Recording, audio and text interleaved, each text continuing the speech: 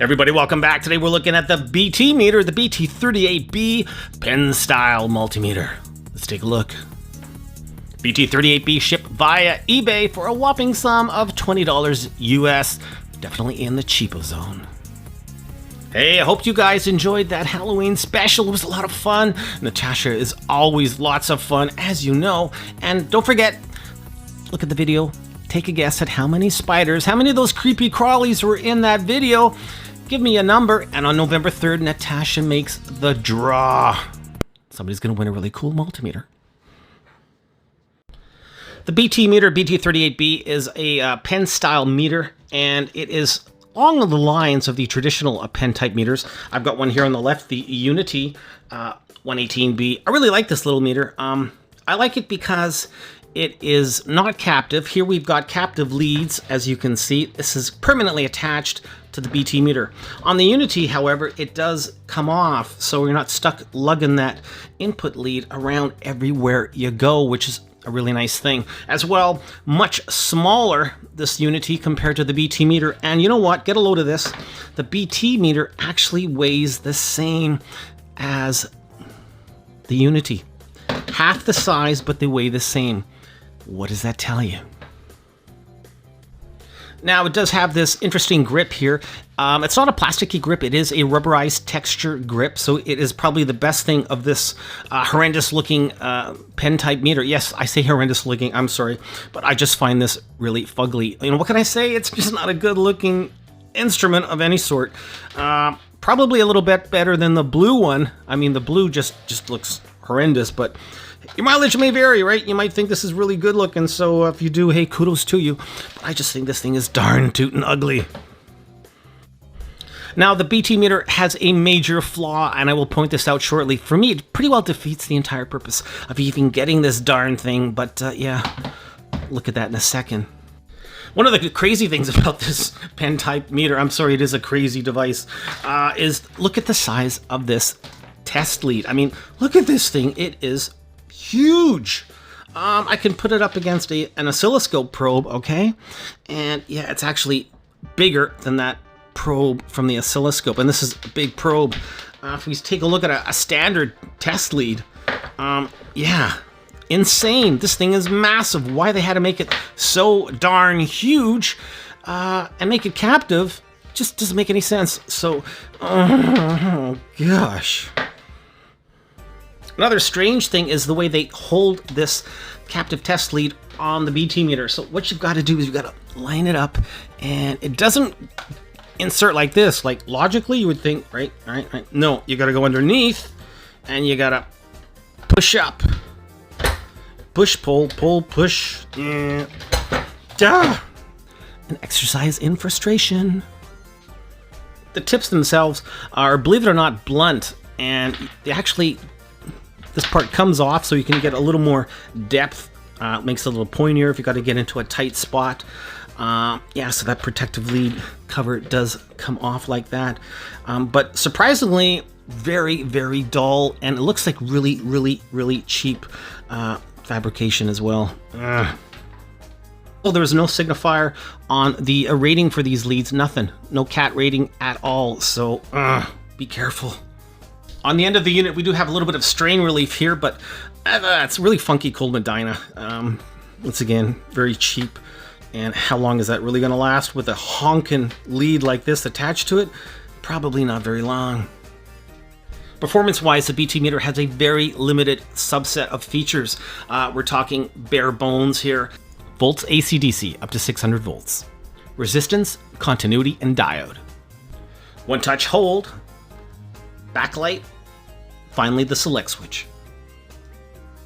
So as I mentioned before, this meter has a major flaw. It has lots of flaws, but there's one major one. Another small one is the fact that that probe is always out there, always ready to stab you. Unlike, for instance, the UNI-T here, which can pop in and out just by flipping the top.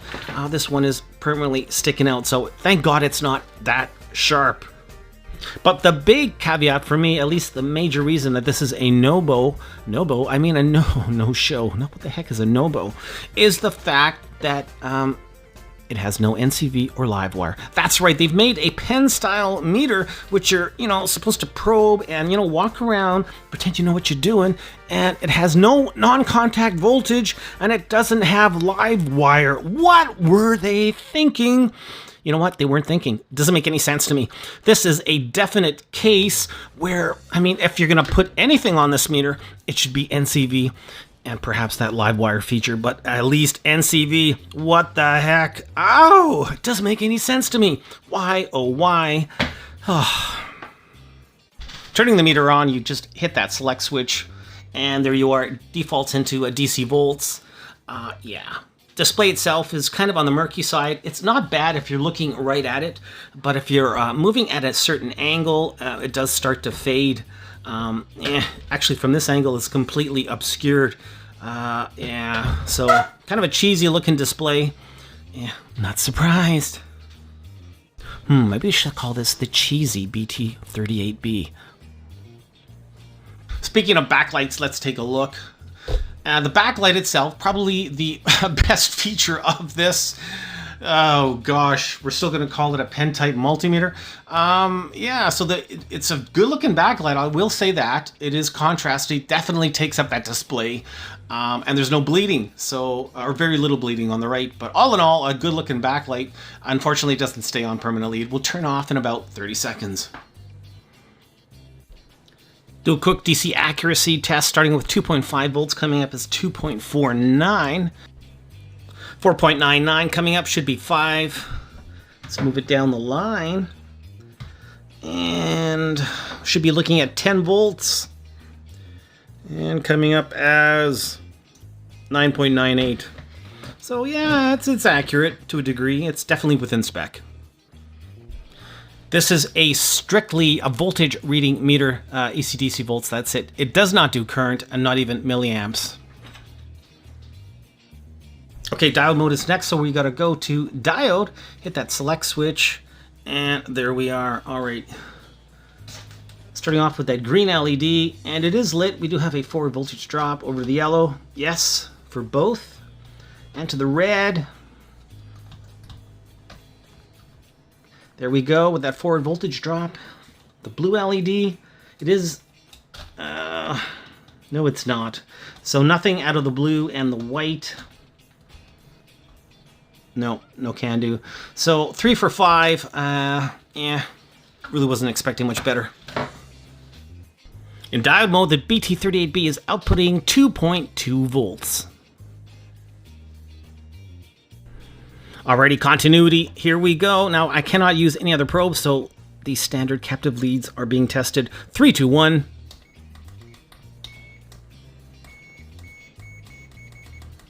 So, yeah, it is slow, latched, and not very loud. Yeah. Yeah, talk about a party pooper.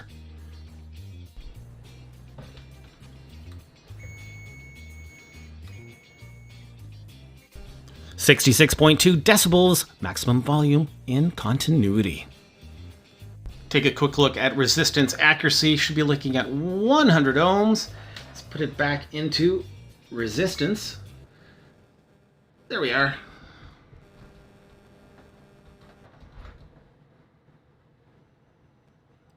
.6. Hey, not so bad. Meter also has a tiny backlight / flashlight, so when you depress that backlight, you're actually enabling the flashlight at the same time. It's really not very bright, pretty darn dim, but yeah, at least it has one. To gain access to the battery housing on the back, or bottom I should say, you've got a tiny little recessed battery slot. You give it a twist with a screwdriver or a coin or whatever your little heart desires, and those batteries should come plopping out. Powered by 2 AAA batteries. Yeah. All right. To load the batteries back, it's interesting. You can actually put them within that spring. Yeah, just like that. On the inside right now, starting off with the reverse side, yeah, no shielding. Oh, wow, that's a surprise. Yeah, cheap plastic too, by the way. I don't know what sort of ABS they're using, but really, really cheap. Ugh. take a closer look now at the innards. Now, this is something weird. Look at that. Look at the size of the PCB in contrast to the rest of this device. This thing could have been 1/3 the size. You know, they didn't even utilize it for anything like maybe NCV detection, some massive antenna they could have done, you know, something, make it, you know, but no, they just made it big and ugly because they wanted to make it big and ugly. So that weird battery housing spring leads all the way to the tip, and it's connected with these metal soldered filaments here to the joint. And oh gosh, what a messy setup. Over here we have our piezo, and that is followed by the main IC, which is cobbed, probably in shame. I don't blame them. We have a programmable header at the top. Here's a couple of wires that lead to the back of the LCD for the illumination. There is our rather meek flashlight slash LED. A couple of MELFs, and if we go down the line, here we see 38BG revision 2. Oh yeah, this is revision 2. Okay. And finally at the top here we have our positive test lead. Good blob of solder there, at least that was done properly.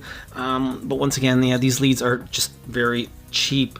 We do have one PTC for the input protection. Once again, it does not do current, so you're going to keep this off the high voltage anyway. Really not much going on here. This is a really basic plain Jane meter. Okay, going to put it back together. Come back with my closing thoughts. Hey, if you like cheap and cheesy, chances are you're going to love this meter. This is a great reason why this channel exists, to save you guys from spending your hard-earned moolah on crap like this. For all intents and purposes, the BTMETER BT38B just shouldn't even exist. It doesn't do a heck of a lot, and it's missing critical functionality, such as the NCV and that live wire. It makes absolutely no sense. If you're going to make a test lead captive, you might want to make it a little bit smaller than your standard ladder. This thing is huge. I don't know why they decided to make such a massive test probe. Ridiculous. Can't say too much good about this other than the color. Hey, it's Halloween, and it kind of goes with the flow. Gonna give the BTMETER a solid 1 out of 5 stars. And that star is strictly because it's orange and it matches my pumpkin. Go figure. Hey, thanks for watching this review, everybody! Don't forget, November 3rd, Natasha will be pulling the lucky winner. Whoever comes closest to the number of spiders, creepy crawlers in our latest Halloween video. If you haven't already done so, check it out. Come up with a number, any number, and you can win a cool multimeter. And no worries, it ain't gonna be this one. I'm not that cruel. Hey, till the next time, keep on testing.